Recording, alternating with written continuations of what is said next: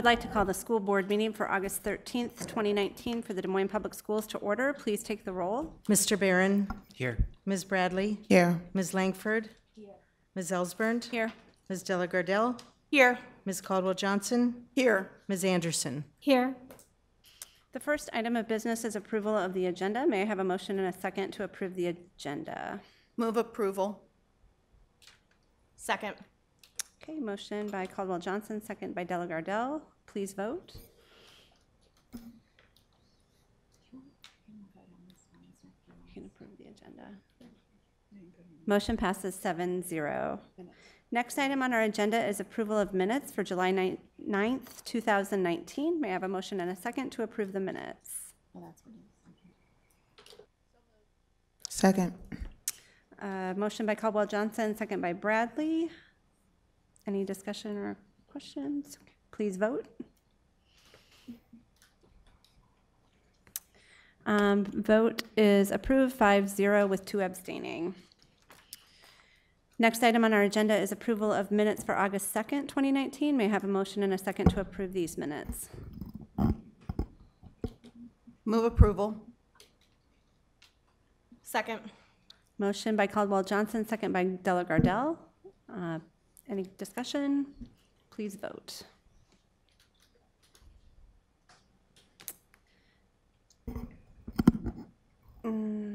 I think we probably needed some abstentions from August 2nd. What? August 2nd. Oh, I just did. Okay. That was the phone meeting, right? Phone meeting. I was there. Yep. Okay. Okay. Motion passes 6-0 with 1 abstaining. No recognitions. There are no recognitions. Thank you.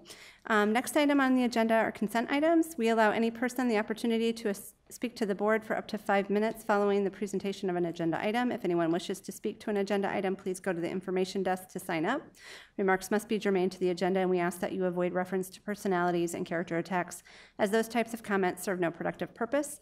We appreciate your input. As a reminder to the board and public, the board will not engage in discussion or deliberation with the speaker regarding comments made to agenda items. Discussion and deliberation will remain among board members at the board table, with speakers' comments informing said discussion, deliberation, and determinations as deemed necessary. Ms. Anderson, do you have the motion? Yes. I move that the board approve the consent items in accordance with the recommended action for each item on the consent agenda, including bills previously authorized, certified, and approved for payment by the board secretary in the amount of $16,543,486.19, and procurement card transactions in the amount of $763,710.87. Is there a second? Second. Motion by Anderson and second by Delagardelle. Any questions or discussion on any of the consent items? Please vote. Consent items are approved 7-0. Next, we have a public hearing. The public hearing will come to order. Is there anyone wishing to speak to item E1, public hearing for sidewalk easement at Lovejoy Elementary? Hearing no one, I'll close the public hearing. Dr. Ahart, would you please introduce the item? I recommend the board approve granting a sidewalk easement to the city of Des Moines at Lovejoy Elementary School, 801 East Kenyon Avenue, following a public hearing. May I please have a motion and a second to approve the public hearing and superintendent's recommendation? Second. Motion by Langford, second by Anderson. Any questions or discussion? Please vote. Motion passes 7-0. And next we have another public hearing. The public hearing will come to order. Is there anyone wishing to speak to item E2, public hearing for East High School football and track reconstruction? Hearing no one, I'll close the public hearing. Dr. Ahart, would you please introduce the matter? I recommend the board review the proposed plans and specifications prepared by Angelo Architecture for the replacement of the football playing surface and running track at Williams Stadium, hold a public hearing, and approve the plans. May I please have a motion and a second to approve the public hearing and superintendent's recommendation? So moved. Motion by Delagardelle, second by Langford. Any questions or discussion? Please vote. Vote is approved 7-0.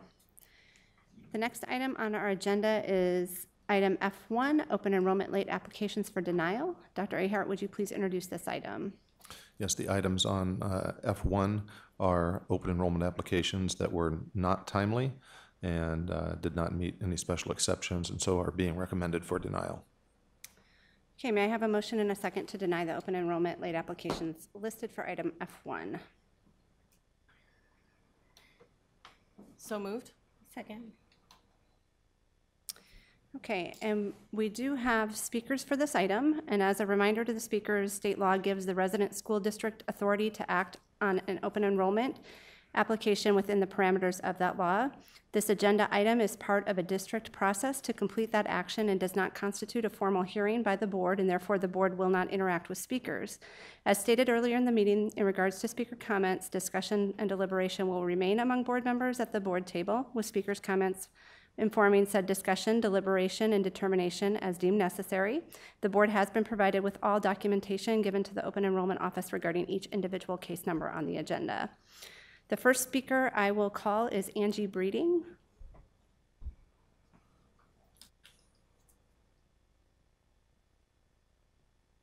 This is where we go.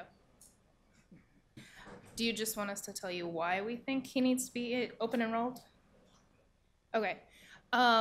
We missed the deadline because I didn't realize there was a deadline. I had one of his teachers, also his counselor, and then some text messages from him.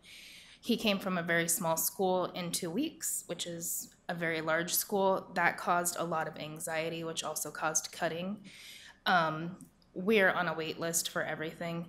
We talked to Carlisle, which is where we plan to move, hopefully by next summer. So we wanted to get him in before then. I talked to the superintendent at Carlisle. They have room for him. It's just a matter of you guys releasing him. So he just can't deal in that bigger environment, which Carlisle only has 4,200 people. It's a smaller environment. There's only one of each school. We feel that that would be a better fit for him, as Weeks was kind of a danger for him. We don't want him to fall through the cracks. He was an A and B student this year, 2 Fs, 2 Ds, C and a B. He struggled tremendously this year. So we're just wanting to switch him. So that's all I have to say. Thank you. Thank you for being here. The next speaker, Charles Jones.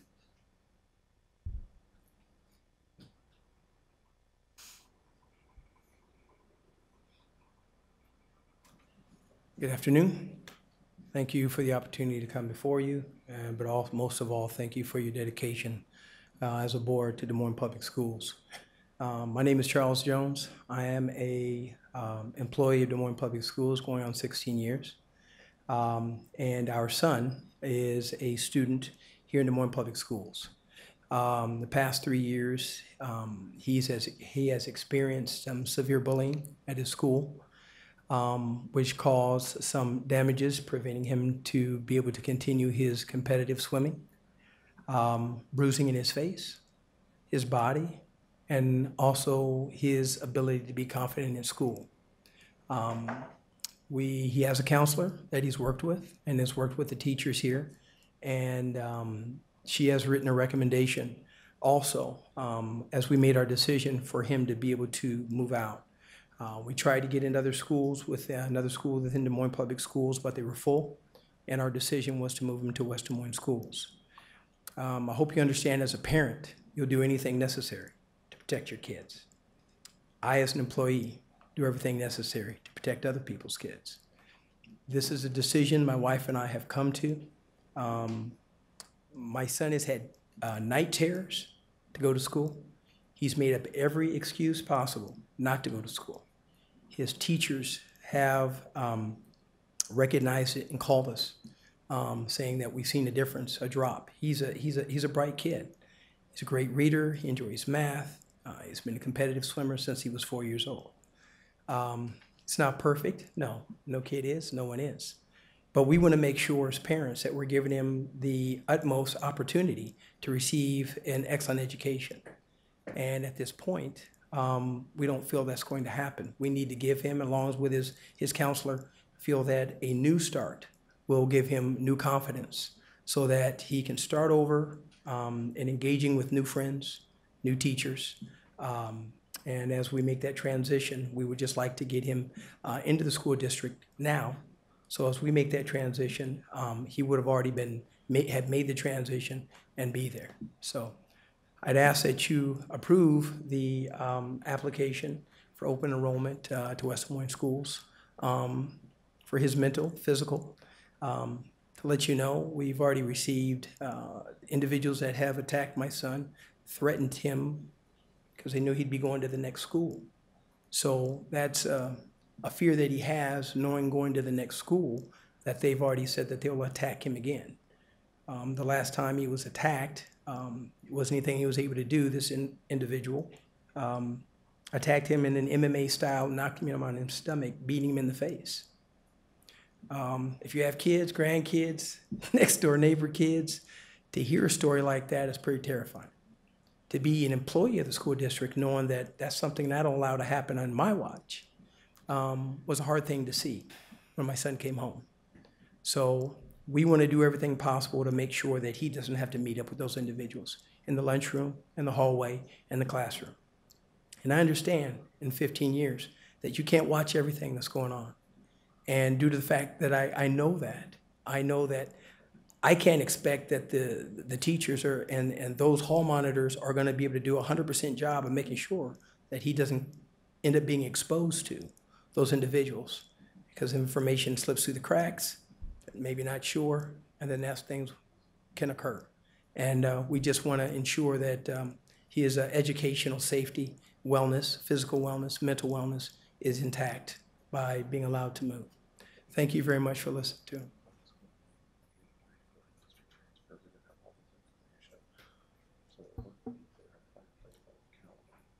But I didn't learn about it until he'd already applied. I'll share that with the board. Thank you for being here. Board, is there any discussion, or does anyone have any questions? You didn't? Okay. The first speaker was Angie Breeding, and the second speaker was Charles Jones. And whatever action that the board takes doesn't close opportunities for any of these students or any other students to find additional placement within Des Moines Public Schools. It's typically the district's perspective that with so many different schools and so many different educational models that we have opportunities to serve students beyond their home school, and that we feel very confident about the level of service that we provide, that we can meet our kids' needs in school or at Virtual Academy. Yeah, in fact, one of these cases I learned about this weekend and have been working on it this weekend, and because of everything that's been going on, I haven't been able to connect all the staff that I needed to on Monday and Tuesday, but I know one of these will have resolved probably tomorrow.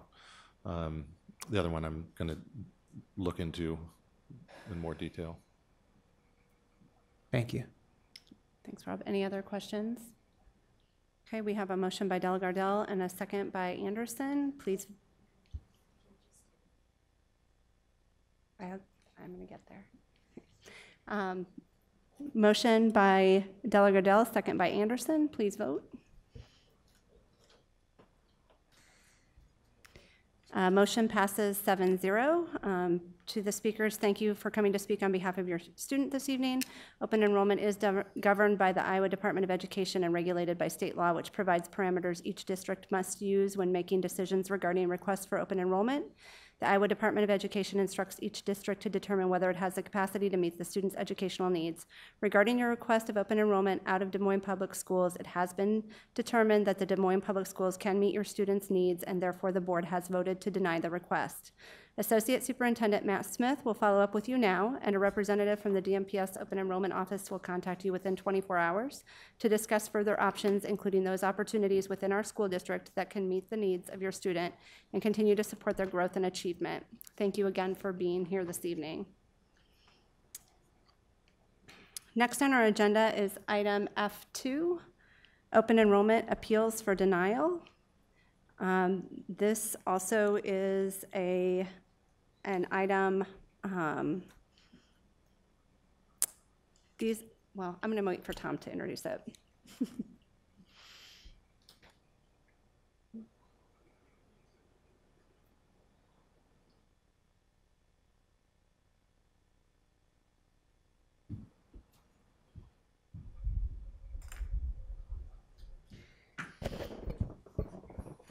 Okay, Superintendent Earhart, we are on F2, appeals for denial. And could you please introduce this item? Oops, sorry, I just lost. That's all right. Yeah, so the cases listed on F2 are open enrollment applications that had been denied initially, and then they appealed. There are some special cases which a timely application may be overturned, and these are the appeals that we've received that did not meet the special exceptions. Thank you. May I have a motion and a second to deny the open enrollment appeals listed for item F2? So moved. Second. Thank you. Do we have any speakers for this item? Okay. Oh, wait, is it? I didn't sign up. I'm not sure how this all works, but I'd like to speak possibly. Sure. Yeah. Can we have, I think we do need a card filled out, and then you are welcome to speak. I forgot to ask for more speakers last time, but that's fine.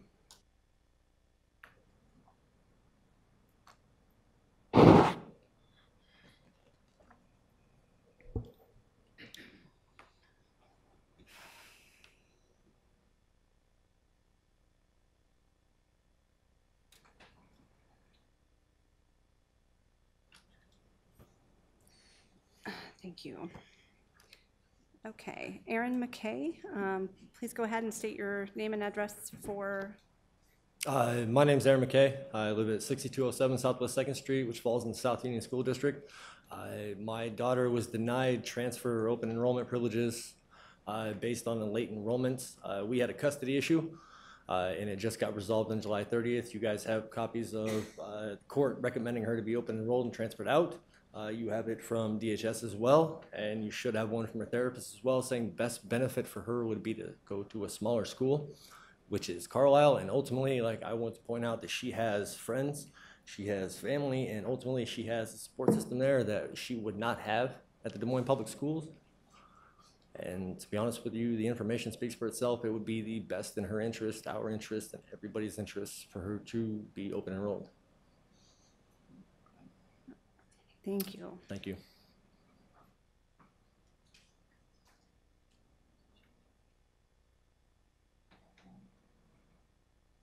Okay. Board, do you have any questions, or is there any discussion regarding this item? I just want to clarify, and Tom, I don't know if you have this information, but with the custody, was there a change in address that predicated the need for Carlisle, or is there just the desire for a smaller school, which led them to Carlisle?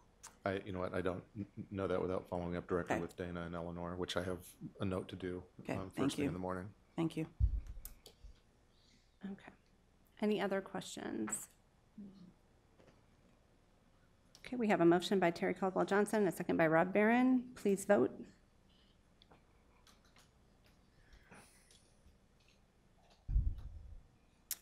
The vote passes 7-0. And again, thank you for coming to speak on behalf of your student this evening. We do have Assistant Superintendent Matt Smith here to follow up with you now, and a representative from the Open Enrollment Office will contact you within 24 hours to discuss further options, including those opportunities within our school district that can meet the needs of your student. Thank you again for being here this evening.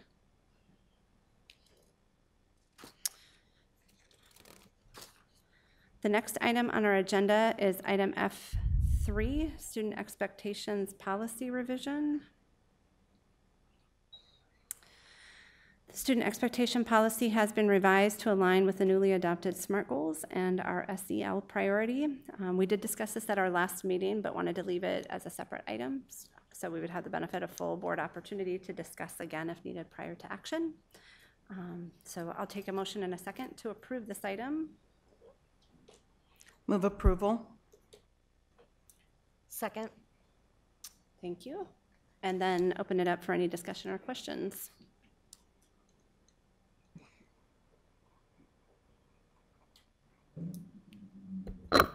It's definitely consistent with what we discussed. I don't know that I have any other comments, but I do like the specificity that we've included here that I think allows us to be much more focused. Thank you. Anything else?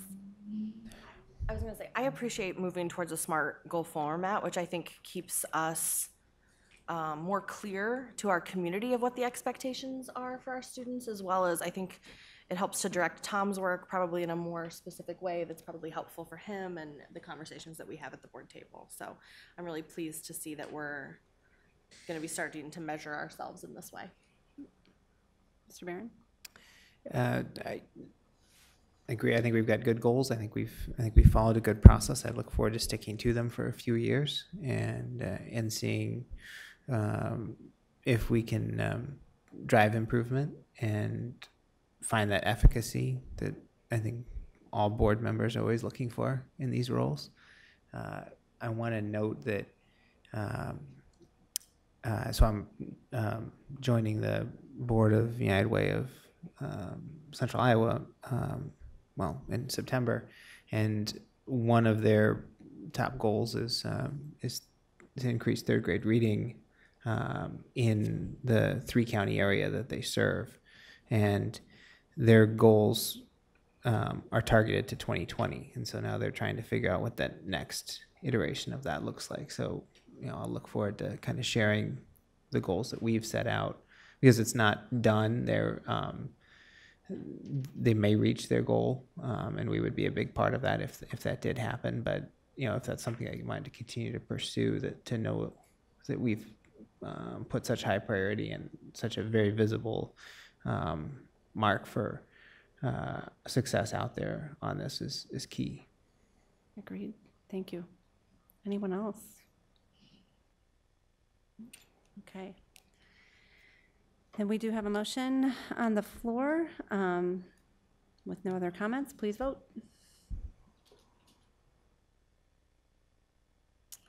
Motion passes 7-0. Next item on the agenda is item F4, naming request for ropes course at Stowe Elementary.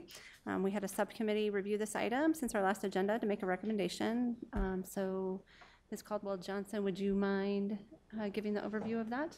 Sure, I'd be happy to. Our committee was comprised of Dewana, Rob, and myself, and we reviewed the request that was submitted. It actually came from, oh shoot, I just lost the name of the organization. Doesn't matter. But they actually developed CYC, Community Youth Concepts. Thank you very much. They actually developed the ropes course at Stowe, and because of the location of the ropes course, there was a very specific request made to reflect the location.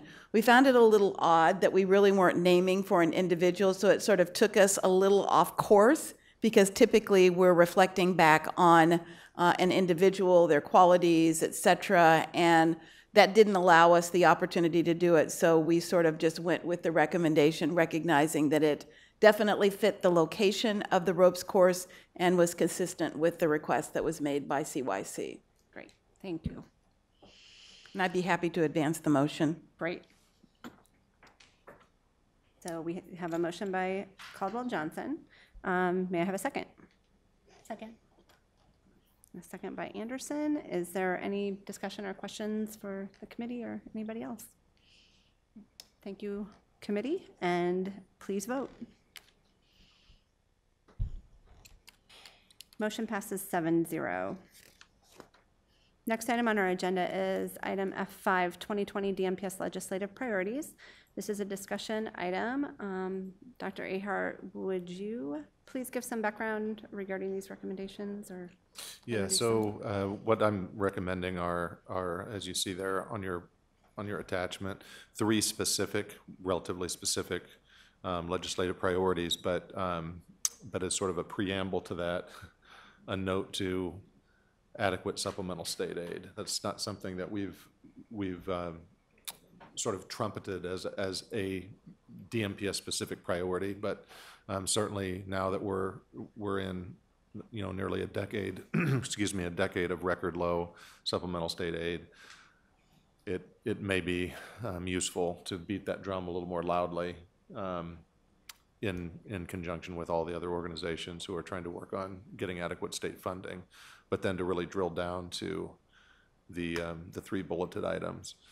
The third one, I'll start at the bottom. The third one is the same as last year. We actually made some progress on that one. Ended up modifying the ask when we learned, or we understood from the Senate, that this ask for last budget year exceeded what would get any action. So we reduced it down to, I think it was 0.29, because that met their budgetary restrictions, but we were not successful ultimately. But we did actually have robust conversations about it. It did make it through partway through the process. So we feel like this is something that's primed for a better chance of success for next year.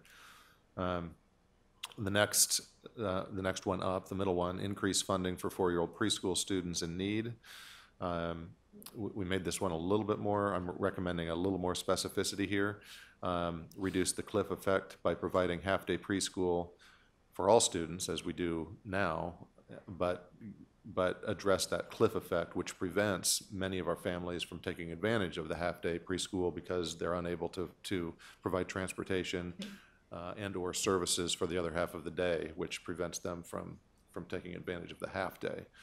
And so I'm recommending that we get legislation that would provide for families at 200% of the poverty rate, that fall at 200% or below of 200% of the poverty rate, that they get full-day service, half-day preschool, half-day high-quality daycare.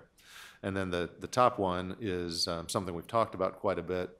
I've been trying to talk to as many folks as I can on this idea, this concept, for the last several years. The UEN is adopting something very similar, but essentially we're talking about having the legislature change the basic funding formula to recognize poverty on the front end, so that whatever rate supplemental state aid is set at, students in poverty will be better funded. So we think that will do a couple of things. One, I think we stand a better chance of raising this rate of supplemental state aid, because we'll have districts who will not benefit much from this, and they'll still claim, and rightfully so, that they need a certain amount of supplemental state aid. But if we continue to distribute supplemental state aid on a per pupil basis without recognizing any of the differences among our students and what services they need to be successful and to really have equity of opportunity, we're never really going to bend that curve in equity of outcomes in a meaningful way, or certainly not fast enough. So those are the three that I'm proposing. Thank you. And I appreciate that you added that preamble around the state supplemental or supplemental state aid. Board, do you have any questions or comments on these? Anything to add? Anything? Yes, Deanna. No questions. I think I'm most excited. I mean, seeing that we've actually had some movement in terms of some of our legislative priorities in the past, it's exciting to see us kind of move on to the next phase of this work. And I'm really excited to see, recognizing this is like that long-term work. We may not, get to that place this legislative session, but that we're setting the groundwork to maybe actually get some funding for our students who need it most in the coming years. So yeah, I'm really excited that's the direction that we're going. Anyone else? similarly to that, I think as a community member before I joined the board, it was nice to see that we were being very strategic and thoughtful about what the needs were for our students in this community. And it's also been great to see the places where we can collaborate with our peers and colleagues across the state, because we know that students, regardless of location and regardless of zip code, deserve equitable education, and that there are different needs. And I think sometimes our state, and I think, could just do a better job of recognizing that. And I think this proposal to think about this in terms of free and reduced lunch as kind of a universal indicator of a greater need to be served by education is important. Agreed. Anybody else? I just had one question and one comment. So Tom, remind me what the loss of title dollars translates to relative to our district in the coming year. I should be able to give you a dollar figure on that, but I'm not pulling one up that I'm Yeah, I feel like confident in sharing. we but asked it's, this question and you shared it, I just don't remember. It's about a 3% cut from what we received the year prior. Yeah. What it's equating to are a number of FTEs. If you remember, there are changes about how we have to report our Title I spending since the adoption of the Every Student Succeeds Act. And that means that we need to report in actual dollars spent, not a formula, how we distribute those funds. So a school last year may have been able to afford, with their Title I allocation, 2 teachers. With a reduction of 3%, and depending on how much salary those teachers make, they may no longer be able to afford those 2 teachers. And so they're forced to either do a forced transfer to get a less expensive teacher, or reduce an actual FTE and then find something else to do with those dollars that they really wanted to pay for a teacher for. And so the 3%, that's a challenge in and of itself, but with a 3% reduction, that's caused additional reductions that otherwise wouldn't have been made. I do also want to note that the way we look at the numbers nationwide, it would appear as though Iowa got a disproportionate share of Title I reductions, because at least among the Urban Education Network schools, we are not seeing what the Fed claims to be seeing in terms of distributing Title I. So we've been working with Dave Tilley at the State Department of Ed to get the actual numbers that they used to make these calculations, because it's just not making sense to us why we're getting this level of reduction when we're seeing increases in the population that those dollars are intended to serve. And the funding level at, nationally was rather flat. So we anticipated a reduction, but the math, as we understand it, isn't coming out in the way it's actually playing out in distribution. So we are doing some further investigation on that. But of course, if we do see any resolution to that, it'll be past definitely the start of the school year. So I asked that question because it seems to me that if this particular legislative priority were to pass and be approved, that could sort of buttress some of those losses that we anticipate with the title dollars. So that would be, it's not going to be money on top of money. It may replace lost dollars. Right. So that could really help us significantly, especially in the title schools. And then the other thought that I had about this really went to just this notion of how this could be, I think, a game changer across the state, because as we know, poverty exists in great degree in rural parts of our state. Absolutely. And oftentimes, people really equate poverty to being very much an urban issue, when in the state of Iowa, it is not. Right. So I think there could be a great value proposition for how we rally lobbyists and legislators across the state to our position on this. So thank you. And Tom, this is really just maybe just provide a little more perspective of how we landed at the 200% poverty rate, because I think for a family of 4, it's like around $30,000, correct? Is what the poverty level is.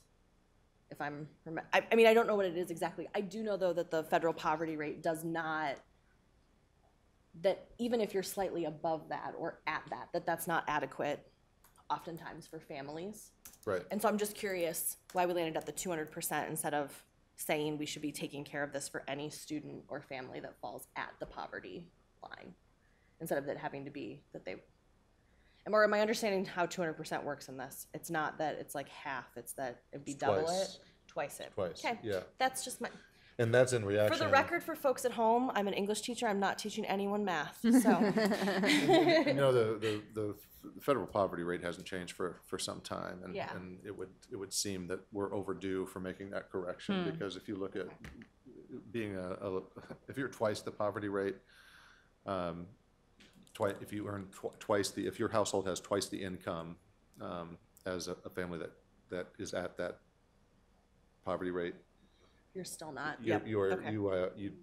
have a difficult time meeting all the needs of your family at that rate of income, and so. So we have the same understanding of sentiment, I'm just reading the math Right. wrong. Yeah. Okay, thank you.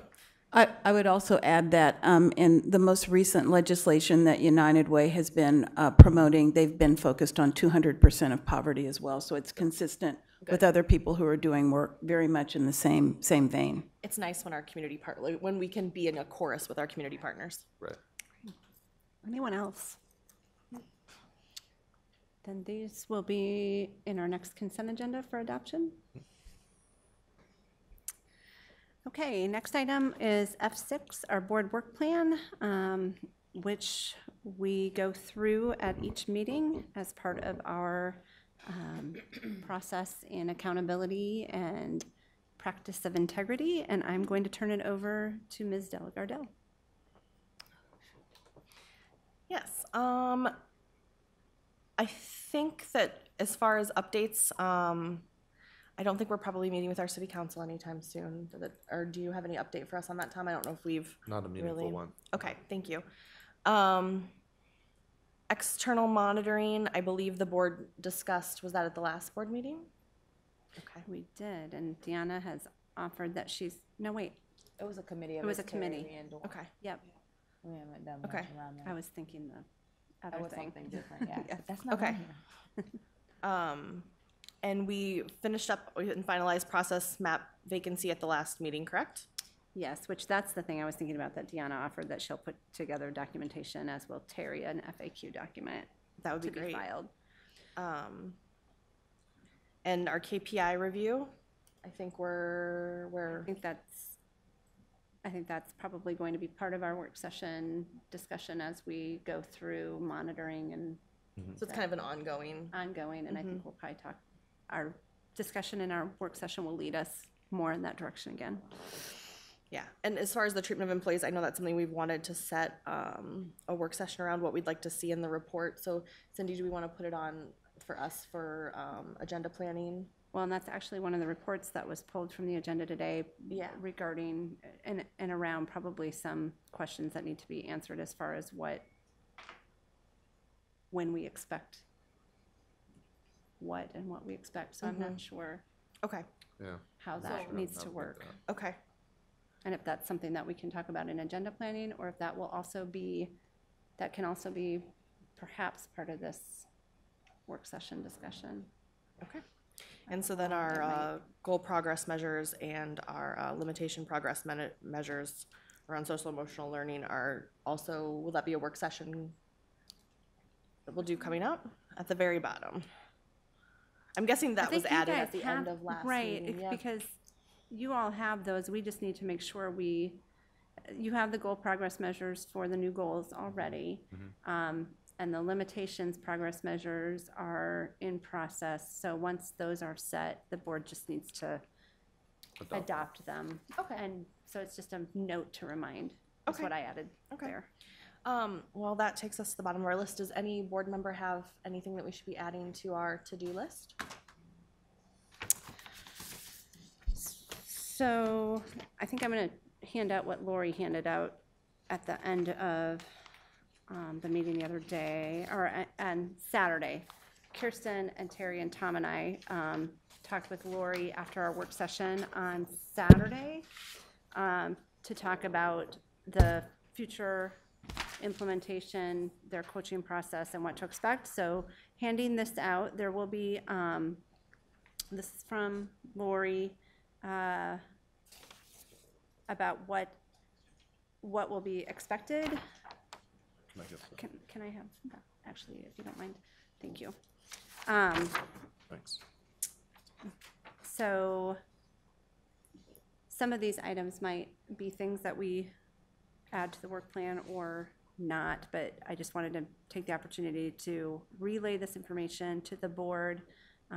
We did discuss the second bullet point around the receiving the agenda 7 to 10 days before the meeting, and the possibility of moving that to 10 days ahead, so that questions that we have the board gets questions to the superintendent actually by Friday before the meeting at 8 a.m.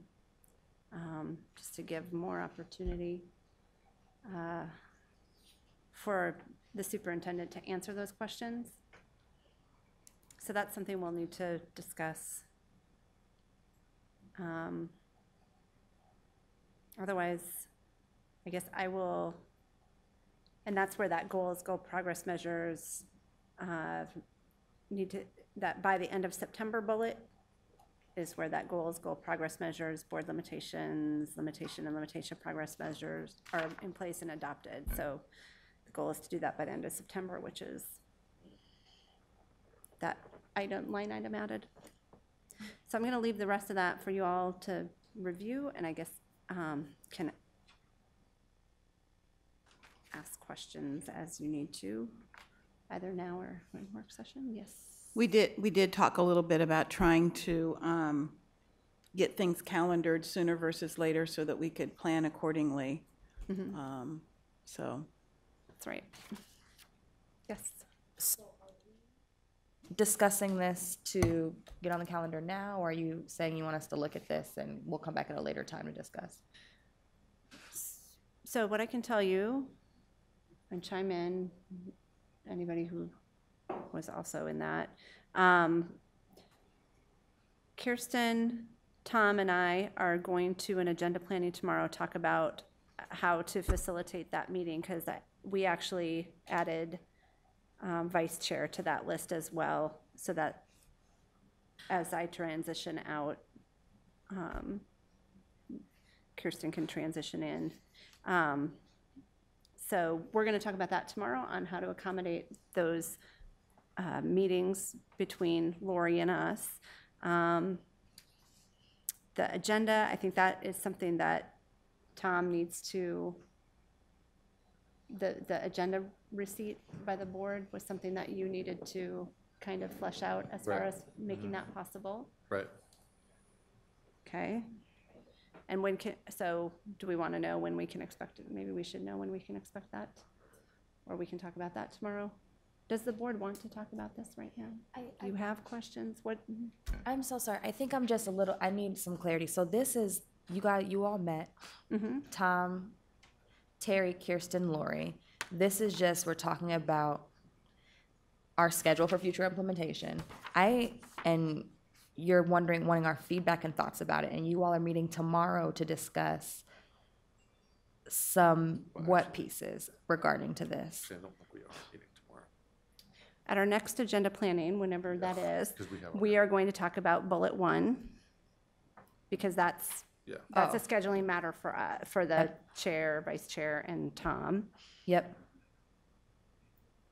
Then we're going to have to, Tom's going to need to figure out how it looks to bump the agenda from 7 days to 10 days.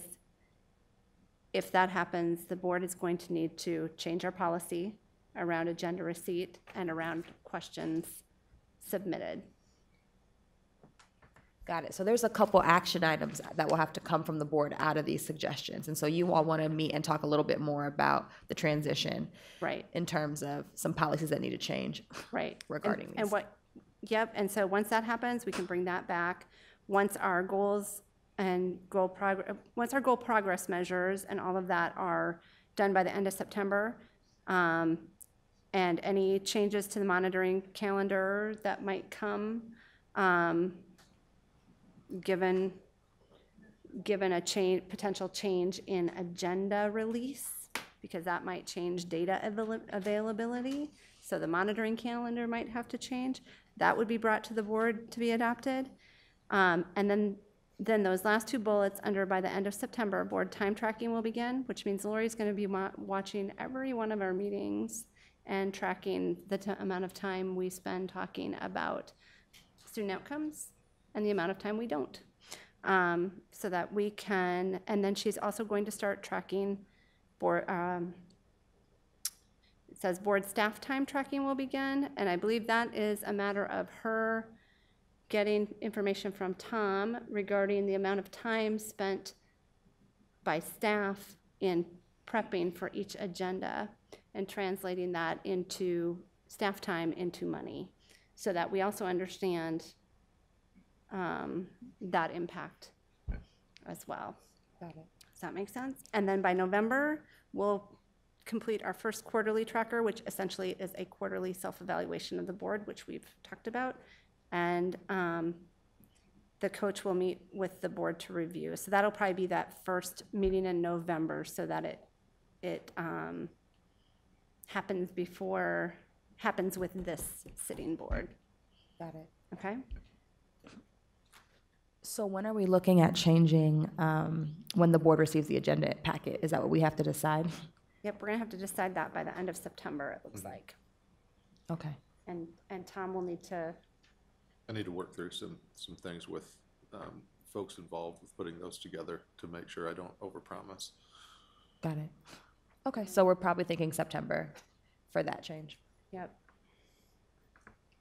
And then after that fact, there will be dates set for the board to return to the public with our goals and such. The other thing that's not on this list that we're gonna need to think about is how we are going to be advertising our goals and our goal progress so that it is very visible everywhere, so.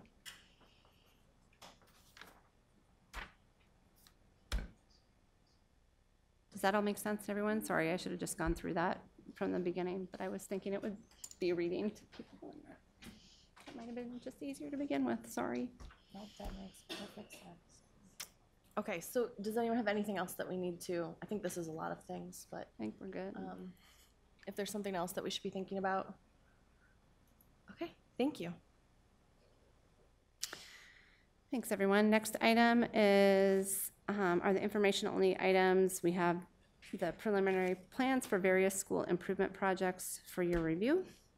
And then we have items of privilege, and I just wanted to say thank you to those who were able to attend our workshop on Saturday for how the school board works. We did have about 15 community members, which I think was a really good turnout, that came to learn about school board and governance and about our district on Saturday. And information from that session will be posted online, so keep an eye out for that. I'm not sure if it's been posted yet, but we'll post the reading list and hopefully a video and whatnot from that session and other information that was shared. I want to remind everyone that the first day for filing a nomination petition to run for school board is August 26th, and the last day is September 19th. We really need to get word out in the community about this. We have 4 seats on the school board, which will be up for election, 1 at-large seat for a term of 4 years, the Director District 1 seat for a term of 4 years, the Director District 3 seat for a term of 4 years, and the Director District 2 seat for a term of 2 years. Candidates must live within the boundaries for which they are running. If running for a Director District seat, petition signatures must come from within the boundaries of that Director District. And petitions are filed within those deadlines mentioned between August 26th and September 19th with the board secretary of the district, and for DMPS, our acting board secretary is Nick Lenhart. So that information, I haven't checked if it's on the website, but if it's not, it will be soon so that everyone understands what the steps are for running for a school board seat. So do any other board members have comments to share? Yeah. Ms. Brown? I just want to say thank you to all those that put together the Climate and Culture Summit. It was amazing. I didn't get to attend day 2, but I did attend day 1, and I was very appreciative of the speakers that were there, and I think they really pushed the envelope for people to be mindful of some things, and for a person of color, some of the things that they said I could relate to and appreciate, and was glad that they had the space and the place to be able to project their ideas on our teachers and staff and really get them to thinking about things and how in which they operate going into the new school year. So for everyone that was involved with that, kudos to you all. I just thought it was an amazing summit for the part of it that I got to see. Great, thank you. Ms. Anderson? I actually was going to say the same thing. I was able to attend both days, and makes me really proud, the things that the district is doing, and all the sessions were very relevant, and just gave a lot of opportunity for the staff and staff from hopefully around Iowa to really dig deep and for the sake of our students. So I think that I can't say enough. It's a wonderful conference. I've been to many conferences, and I tell everyone, like, you really have to come to this conference. And I did get some people from Waukee, and they were like, oh, we're coming every year now. So we just need more of that. So Yeah. Thank you. Anyone else? I do have one thing I shared with both Cindy and Tom, that I was in Nashville a week ago and had the wonderful pleasure of meeting one of Thomas Harper's sisters, and spent some really quality time with her. And she's just a joy and delight. But I also shared with her just what a wonderful gift Thomas was to this district. And she was just, of course, taken by that. But I said it should come as no surprise to you that he was awesome. And so I was just reflecting back on the budget book, and I see where we dedicated it to Thomas. And I'm going to, not that she wants this entire book, but I'm going to send this to her because I think it's just really meaningful, and I think it really underscores what a valuable asset Thomas was to Des Moines Public Schools. So just wanted to share that. Thank you for that. Thanks, Terry. Terry. Anybody else? Okay, I will turn it over to Dr. Ahart for the superintendent's report. Yeah, I would like to express my gratitude for everybody involved with putting on our fourth annual Culture and Climate Summit. You know, that started 4 years ago with the idea that we had this large federal grant that would expire in a short period of time. And that first year that we had the grant, we did send a pretty big number of teachers and others to the best conferences that were available around the country, and just said, you know, we can do this better ourselves, and we can customize it to meet what we feel like we need, and that addresses the needs that our staff have around serving our students effectively. And if we do it right, we can generate a revenue source that will continue to enable us to further this work well beyond the life of the grant. And that's exactly what has happened. So we're actually at a point now in planning for the conference of either keeping it about this size or attempting to take a huge step that would warrant an investment in renting additional space and really attempting to grow it beyond what now is significant, I would say a significant conference, and serving obviously teachers in Des Moines and the metro, but around the state, and I think 26 other states around the nation. So it's well respected. It's a high quality event, and we've been able to keep it, where I think is a pretty strategic time, right before all of our staff comes back, so that thinking hopefully is fresh in their thinking and in their hearts when they enter the school year. So congratulations. And then the other note I just want to add is a big congratulations to staff at each of our high schools that have done double duty over the summer. And we had summer graduation last week, And it was nearly 140 summer graduates, which was in large part due to some very strategic efforts in finding students and going a few extra yards with a number of them to ensure that they had all the pieces in place to be counted as a 2019 graduate of Des Moines Public Schools. So that was a very good evening on last Wednesday. That's all I have. Thank you. And with that, I will adjourn the meeting and we'll hold our closed session in about 10 minutes.